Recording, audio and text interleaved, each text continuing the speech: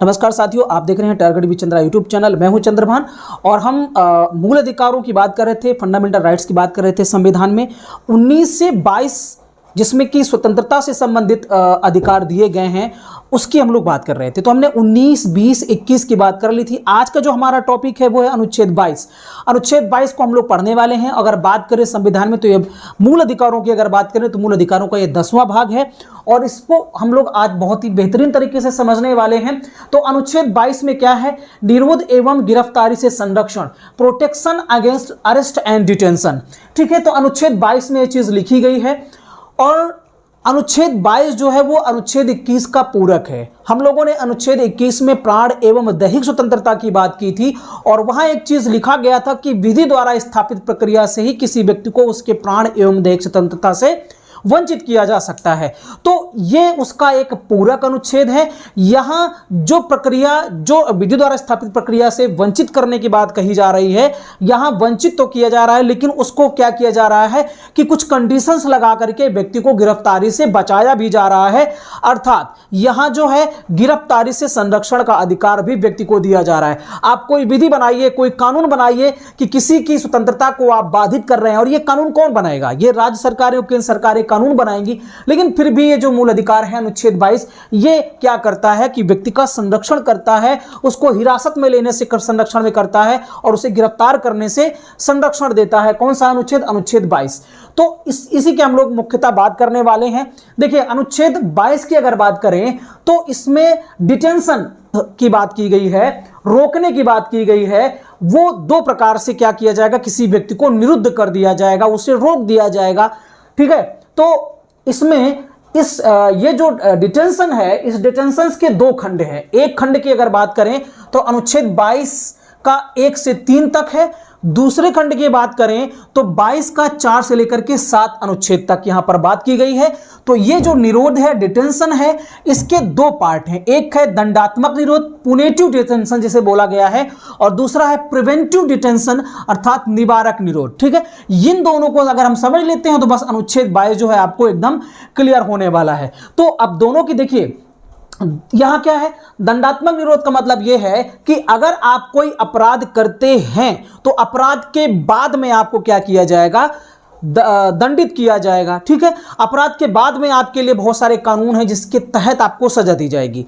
यहां क्या है? निवारक निरोध की अगर बात करते हैं, प्रिवेंटिव डिटेंशन की बात करते हैं, तो यहां क्या है कि आप कोई अपराध करने वाले हैं या आप पर कोई शंका है कि आप कोई अपराध कर सकते हैं, तो अपराध करने के पहले ही आपको हिरासत में ले लिया जाए, आपको गिरफ्तार कर लिया जाए, जिसे हम निवारक निरोध कानून कहते हैं। ठीक है, तो ये जो दो तरीके के डिटेंशन हैं, यहां पर इन्हीं को हमें समझना है और अनुच्छेद 22 में इन्हीं दोनों चीजों की बात की गई है। तो अब दोनों एक साथ तो हम समझ नहीं सकते हैं, एक एक करके दोनों की बात हम लोग कर लेते हैं। पहले देखिए, बात करते हैं दंडात्मक निरोध की, पुनिटिव डिटेंशन की बात करते हैं। तो इसमें जैसा कि मैंने पहले बताया कि अपराध के बाद किसी व्यक्ति को गिरफ्तार करके स्वतंत्रता से वंचित कर देने से है। अर्थात गिरफ्तार करने के अपराध के बाद कोई व्यक्ति अपराध किया है तो अपराध करने के बाद उसे गिरफ्तार किया जाएगा ताकि उसकी स्वतंत्रता यहां पर वंचित हो जाए, वो और कोई गलत काम ना कर सके। ठीक है, तो ये भाग जो है हिरासत में लिए गए व्यक्ति को निम्न अधिकार देता है। तो अगर आप दंडात्मक निरोध के तहत किसी को अपराध उसने किया है और आपने रोक दिया, उसको हिरासत में ले लिया, आपने उसको गिरफ्तार कर लिया, तब भी क्या करता है? ये व्यक्ति को कुछ मौलिक अधिकार देता है, संरक्षण के अधिकार देता है। वो संरक्षण के अधिकार कौन कौन से हैं उनकी बात करते हैं। जैसे कि आप पहला पॉइंट है कि गिरफ्तार क्यों किया जा रहा है, इसके लिए सूचना मांगने का अधिकार।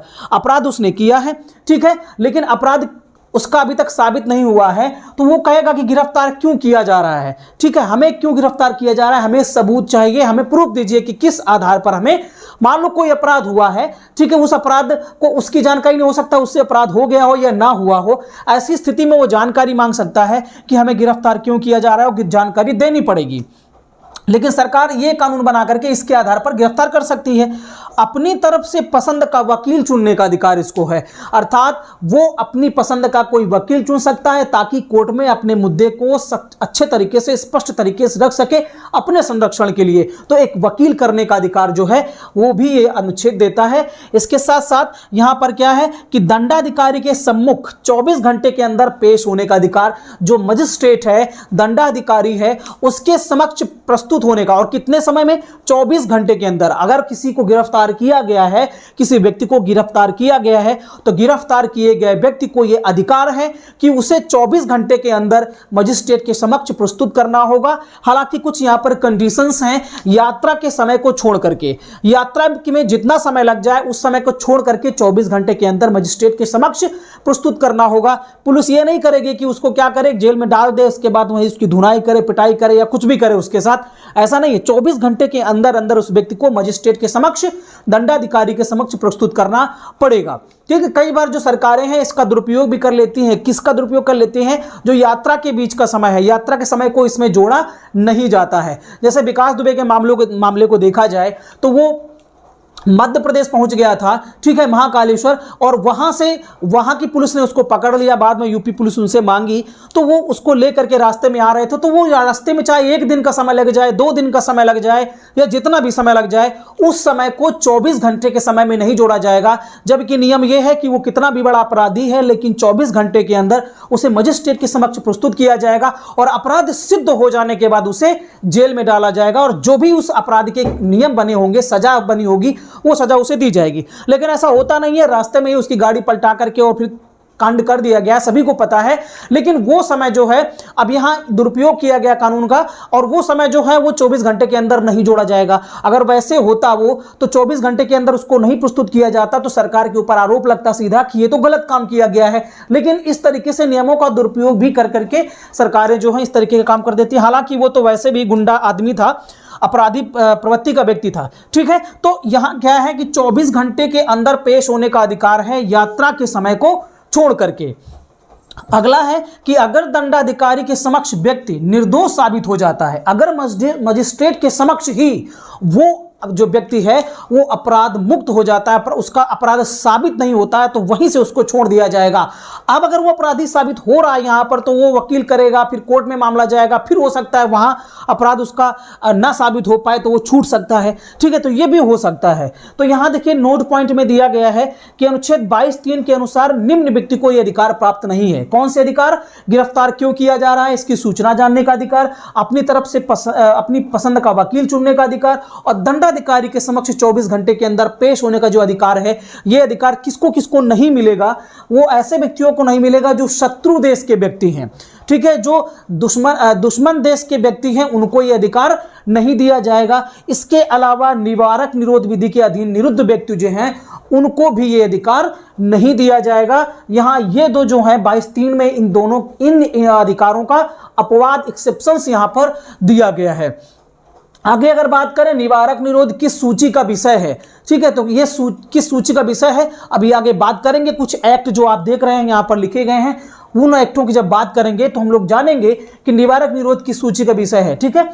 तो निवारक निरोध की बात करते हैं। आपने दंडात्मक निरोध की बात यहां पर देख ली, अब हम लोग निवारक निरोध की बात करते हैं, जिसमें क्या है कि आपका अपराध घोषित ना हो उसके पहले ही शंका के आधार पर आपको गिरफ्तार कर लिया जाए। दोस्तों, आपने इतिहास में, आधुनिक भारत के इतिहास में पढ़ा होगा रॉलेट एक्ट, और रॉलेट एक्ट के को क्या नाम दिया गया है? इसे बोला गया है बिना अपील, बिना दलील और बिना वकील का जो कानून था, जिसे काला कानून भी नाम दिया गया। गांधी जी ने भी इसका विरोध किया था और वो जेल भी चले गए थे इसका विरोध करने की वजह से। और इसी के विरोध की वजह से क्या हुआ था कि जलियांवाला बाग हत्याकांड बाद में हो जाता है, उसमें भी यही था कि आपको शंका के आधार पर गिरफ्तार कर लिया जाएगा, जेल में डाल दिया जाएगा। आप अच्छे व्यक्ति हैं, अगर आपके ऊपर कोई शंका हो जाए, आपने कोई अपराध नहीं किया है, बस उनको यह शंका हो जाए या कोई ये कह दे कि यह व्यक्ति जो है वो अपराध करने वाला है, तो उसको पहले से ही गिरफ्तार कर लिया जाएगा बिना अपराध के, ठीक है। तो यहां जो निवारक निरोध की हम लोग बात कर रहे हैं, जो खंड दूसरे में बात की गई है अनुच्छेद 22 के 4 से लेकर के 22 के 7 तक की जो बात हम लोग करने वाले हैं, इसमें क्या है कि भविष्य में कोई व्यक्ति अपराध ना कर बैठे, भविष्य में कोई व्यक्ति अपराध ना कर बैठे, इसीलिए उसे पहले ही गिरफ्तार करके उसकी स्वतंत्रता को बाधित कर दिया जाता है। ठीक है, तो जैसा कि मैंने पहले ही बताया, और इसमें 3 प्रकार की सुरक्षाएं शामिल हैं, इसमें 3 प्रकार की सुरक्षाएं शामिल हैं। अगर इस तरीके से किसी को गिरफ्तार किया जाता है तब भी नागरिक को क्या है, कुछ अधिकार जो है सुरक्षाएं दी गई हैं, जैसे कि व्यक्ति की हिरासत 3 माह से अधिक नहीं होगी। हिरासत में लिया गया है, 3 माह से अधिक आप हिरासत में उसे नहीं ले सकते हैं, आपने अगर शंका के आधार पर किसी को गिरफ्तार किया है तो। ठीक है, लेकिन सलाहकार बोर्ड अगर चाहे तो सलाहकार बोर्ड इसे बढ़ा सकते हैं, 3 महीने से ज्यादा तक किसी को हिरासत में रखा जा सकता है अगर सलाहकार बोर्ड ने उसकी अवधि बढ़ा दी है तो। अब बात यह आती है कि सलाहकार बोर्ड में कौन होते होंगे। ठीक है, तो सलाहकार बोर्ड में होते हैं जो न्यायाधीश की योग्यता रखते हों। ठीक है, ऐसे लोग जो न्यायाधीश बनने की योग्यता रखते हों, या ऐसे लोग जो न्यायाधीश थे लेकिन वो इस समय कार्यमुक्त हो चुके हैं, तो ऐसे लोग सलाहकार बोर्ड में शामिल हो सकते हैं, और वो चाहें तो ये 3 माह की जो अवधि है उसको वो बढ़ा सकते हैं। किसी व्यक्ति के ऊपर ऐसा लगे कि नहीं ये व्यक्ति जो है वो थोड़ा सा वास्तव में आपराधिक प्रवृत्ति का है, और इसे अगर रहेगा बाहर स्वतंत्र रहेगा तो हो सकता है कुछ दंगा फसाद कर दे, तो वो ऐसा कुछ कर सकते हैं, ऐसा बढ़ा सकते हैं। तो सलाहकार बोर्ड में कौन कौन लोग होते हैं, इस बात को आप जरूर याद रखिए। अगला है कि निरोध किन आधारों पर किया जाएगा, उसे उस व्यक्ति को उसकी स्वतंत्रता से बाधित किन आधारों पर किया जाएगा, इसका जवाब जो है संबंधित व्यक्ति को दिया जाना चाहिए। अर्थात जो व्यक्ति को आपने हिरासत में लिया है, उस व्यक्ति को किस आधार पर आपने उसको हिरासत में लिया है, किस आधार पर आपने उसकी स्वतंत्रता से उसको वंचित किया है, उन आधारों को भी आपको बताना पड़ेगा, वो प्रूफ आपको उस व्यक्ति को देने पड़ेंगे। हालांकि सार्वजनिक हित के विरुद्ध इसे बताया जाना आवश्यक नहीं है। अगर कोई मुद्दा ऐसा है जो सार्वजनिक हित का है, सभी के हित का है, पब्लिक के हित का है, तो ऐसी स्थिति में जरूरी नहीं है कि उसे ये चीज बताई जाए कि आपको इस वजह से गिरफ्तार किया गया है। ठीक सार्वजनिक हित के मामलों में उस व्यक्ति को बताया जाना जरूरी नहीं है, नहीं तो वैसे उसे बताना पड़ेगा कि आपको किस आधार पर हमने गिरफ्तार किया है। ठीक है, तो गिरफ्तारी का जो सबूत है वो उसको देना पड़ेगा। अगला पॉइंट है कि निरुद्ध व्यक्ति को यह अधिकार है कि वह निरोध के आदेश के विरुद्ध अपना प्रतिवेदन या अभ्यावेदन करे। तो जिस व्यक्ति को की स्वतंत्रता को निरुद्ध किया गया है, रोका गया है, जिसे गिरफ्तार किया गया है, उसे एप्लीकेशन देने का भी अधिकार होगा, उसे अभ्यावेदन देने का भी अधिकार होगा। वो ऐसा कर सकता है, एप्लीकेशन के माध्यम से अपने संरक्षण की बात कर सकता है, अपने बारे में अपने बचाव के लिए वो ऐसे कदम उठा सकता है। तो इस निवारक निरोध के लिए व्यक्ति को संरक्षण दिए गए हैं। अगर इस तरीके से किसी को गिरफ्तार किया जाता है कि शंका के आधार पर गिरफ्तार कर लिया गया, तो ये कुछ उसकी सुरक्षाएं हैं जो उसे दी जाती हैं। अनुच्छेद 22 में कहा गया है कि संसद को निवारक निरोध का उपबंध करने वाली किसी विधि जांच में सलाहकार बोर्ड द्वारा अनुसरण की जाने वाली प्रक्रिया आदि को बताने के लिए अधिकृत करता है। तो अनुच्छेद 22 का 7 जो है वो संसद को क्या करता है कि निवारक निरोध का उपबंध करने वाली जो विधि है और सलाहकार बोर्ड द्वारा जो क्या क्या किया जाएगा, किस तरीके से अनुसरण किया जाएगा, उसके बारे में क्या करता है कि ये पावर देता है कि सलाहकार बोर्ड इस तरीके से अपना करे, जिस तरीके से वो उसको लग रहा है कि अगर वो 3 महीने से ज्यादा बढ़ाना चाहता है तो वो कर सकता है ऐसा। ठीक है, तो जो भी विधि बनेगी, जिस तरीके का काम किया जाना होगा, ऐसी पावर्स जो है वो सलाहकार बोर्ड को और संसद को अनुच्छेद 22 का 7 देता है। हालांकि ये जो 3 प्रकार की सुरक्षाएं हैं वो नागरिक को दी जाती हैं अगर निवारक निरोध के तहत किसी व्यक्ति को गिरफ्तार किया जाता है। तो दोस्तों आपको जैसे मैंने बताया कि निवारक निरोध और दंडात्मक निरोध ये 2 प्रकार के निरोध हैं। दंडात्मक निरोध की बात करें, पुनिटिव डिटेंशन, इसका मतलब फिर एक बार मैं बता देता हूं। इसका मतलब है कि कोई व्यक्ति अपराध, जिस व्यक्ति को पहले उसने अपराध कर लिया, मतलब अपराध के बाद जब गिरफ्तार किया जाता है तो उसे दंडात्मक निरोध कहते हैं। और ये प्रकार, ये जो जितनी अधिकार दिए गए हैं, सुरक्षाएं दी गई हैं, उसे सुरक्षाएं मिलेंगी। ठीक है, अगर निवारक निरोध का मतलब क्या होता है कि किसी व्यक्ति को शंका के आधार पर हिरासत में ले लिया जाए, पहले से ही वो अपराध ना कर पाए, उसके पहले उसे गिरफ्तार कर लिया जाए, तो उसे 3 प्रकार की सुरक्षाएं यहां पर मैंने जो बताई हैं वो उसे मिलेंगी। ठीक है, बात ये आती है कि ये जो निवारक निरोध है ये किस सूची का विषय है। तो दोस्तों ये समवर्ती सूची का विषय है, ठीक है। अर्थात इसमें राज्य सरकारें भी कानून बना सकती हैं और इसमें केंद्र सरकार भी कानून बना सकती है, और ऐसे बहुत सारे कानून जो हैं वो केंद्र और राज्य के द्वारा बनाए भी गए हैं, ठीक है।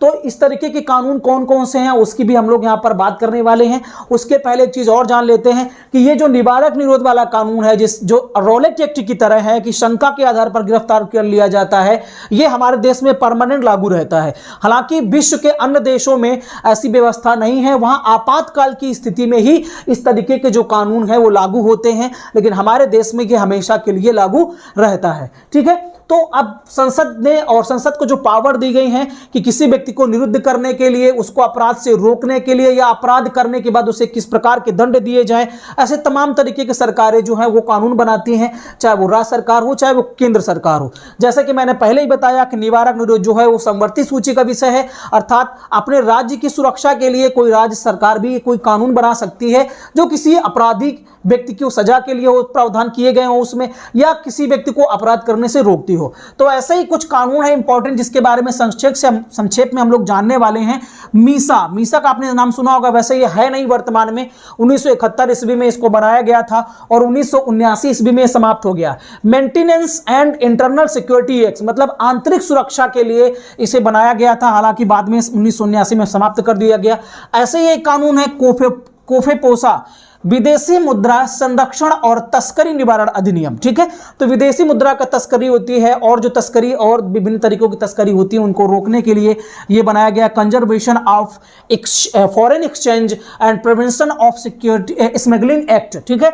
तो विदेशी मुद्रा संरक्षण और तस्करी निवारण अधिनियम ये 1974 में आता है और इसे राष्ट्रीय सुरक्षा कानून का दर्जा भी दिया गया। इस कानून के तहत जो व्यक्ति पकड़ा जाता है, गिरफ्तार किया जाता है, उसे 2 साल की सजा का प्रावधान भी इस कानून के तहत दिया जाता है। अगला है राष्ट्रीय सुरक्षा अधिनियम, जो कि पब्लिक में लोगों के बीच में ये रासुका के नाम से फेमस है।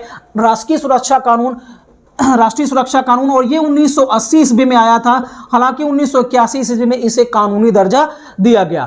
मतलब देश की एकता, राष्ट्रीय एकता, अखंडता खंडित ना हो, कोई दंगा फसाद ना कर पाए। अगर ऐसे किसी जगह पर दंगा हो जाता है तो वहां रासुका लागू किया जाता है, ठीक है। तो ये राष्ट्रीय सुरक्षा अधिनियम है, राष्ट्रीय सुरक्षा कानून है, जिसके तहत दंगाइयों को गिरफ्तार किया जाता है या ऐसा कोई काम कर रहे हैं जिससे कि देश की एकता और अखंडता जो है वो खतरे में पड़ रही है, तो इस कानून के तहत ऐसे व्यक्तियों को उनकी स्वतंत्रता से वंचित किया जा सकता है, उन्हें गिरफ्तार किया जाता है। ऐसा ही एक कानून बना था Tada, terrorism and descriptive act, ठीक है। डिस्क्रिप्टिव एक्ट टाडा ये बना था 1985 ईस्वी में, हालांकि बाद में खत्म हो गया। ये आतंकवादी जो गतिविधियों में शामिल लोग थे उनके लिए बना था 1985 में। बाद में इसकी जगह पर आया पोटा, प्रिवेंशन ऑफ टेररिज्म एक्ट 2002 में आया था। राजा भैया के ऊपर मायावती ने पोटा लगाया था, आपको याद होगा। तो ये जो पोटा कानून है ये भी वर्तमान में है नहीं, समाप्त कर दिया गया, 2002 में आया था। और इसमें भी क्या है कि कोई व्यक्ति अगर आतंकी गतिविधियों में शामिल है तो ऐसे व्यक्तियों को गिरफ्तार कर लिया जाएगा, या आतंकवादी कोई गतिविधि करता है, वो आतंक फैलाता है, दंगा फसाद करता है, तो ऐसे व्यक्तियों को पोटा लगा करके गिरफ्तार किया जा सकता है। ऐसा ही एक और कानून है, इंपॉर्टेंट अपस्फा बोलते हैं इसको, ठीक है, armed forces security prevention act, ठीक है। तो ये जो है ये असम और मणिपुर में मुख्य रूप से लागू है। इसमें क्या है कि जो सुरक्षा बल हैं हमारे, चाहे वो जिनकी बात करते हैं अर्धसैनिक बल हैं, उन अर्धसैनिक बलों को खास रूप से अगर देखा जाए तो असम और मणिपुर में इनको विशेष अधिकार प्राप्त है। और इस अपस्फा के तहत ये 1958 ईस्वी में इसको लागू किया गया था, ठीक है। तो 1957 में ये ऐसे ही आया था, पारित हुआ था, लेकिन बाद में पूरी तरीके से लागू 1958 ईस्वी में होता है। इसमें क्या है कि किसी व्यक्ति को कहीं पर अगर ऐसा लगे कि गृह युद्ध होने वाला है या किसी राज्य में ऐसी घटनाएं हो सकती हैं, तो यहाँ ये जो अर्धसैनिक बल हैं इन्हें गोली मारने तक का जो अधिकार है वो दिया जाता है कि वो जनता को मार भी सकते हैं। तो इसका काफी विरोध भी हुआ है। जो मणिपुर की सरकारें हैं बहुत बार इसका विरोध किए, मणिपुर के जो बहुत सारे नेता इन लोगों ने विरोध किया है कि ये जो कानून है इसको खत्म कर दिया जाए। अर्धसैनिक बल और सेना के जो लोग हैं इसका दुरुपयोग करते हैं, तो ये कई बार अपस्पा का विरोध भी यहाँ पर किया जाता है। मैंने बताया था कि जो निवारक निरोध अधिनियम कानून है ये समवर्ती सूची का विषय, अर्थात इस पर राज्य सरकारें भी कानून बना सकती हैं। तो मकोका की तर्ज पर महाराष्ट्र में जो कानून बना मकोका, उसी की तर्ज पर हमारे उत्तर प्रदेश में यूपी कोका बनाया गया। यूपी कोका बना, इसके तहत क्या किया गया है कि किसी व्यक्ति को ऐसी घटनाओं से, दंगा फसाद की घटनाओं से उसे रोका जाएगा ताकि वो कर ना पाए, और अगर करता है तो इसमें उम्र कैद तक की सजा का प्रावधान किया गया है। ठीक है, तो इस तरीके का जो मतलब एक सोचा समझा, जो एक साजिश के तहत कहीं पर दंगा किया जाता है, क्राइम किया जाता है, तो इस क्राइम से क्या क्राइम करने वालों को सजा का प्रावधान भी यूपी कोका के तहत किया जाता है। ठीक है, तो यूपी कोका ये उत्तर प्रदेश में है, महाराष्ट्र में मकोका है। वैसे इनके बारे में और डिटेल से जानने के लिए इसको और जान सकते हैं, और भी सारी इस पे बातें हैं, लेकिन मैंने बहुत ही संक्षेप में आपको बताया हुआ है। ठीक है, तो ये जो कानून है वो सरकारें बना सकती हैं, आप इसको जानते रहिए। कौन कौन से मुख्य कानून हैं वो यहाँ पर मैंने बता दिए हैं। ठीक है, तो निरोध एवं गिरफ्तारी से संरक्षण, protection against arrest and detention, अनुच्छेद 22 की जो बात है ये पर समाप्त होती है। ठीक है, आप इसका स्क्रीनशॉट भी ले सकते हैं ताकि आपको बाद में नोट्स बनाने में कोई दिक्कत ना हो, इसीलिए मैं बोर्ड पे सारी चीजें हैं जो हैं उनको मेंशन कर देता हूं। ठीक है, तो वीडियो यहीं पर समाप्त करते हैं। वीडियो देखने के आपका बहुत बहुत धन्यवाद। Thank you.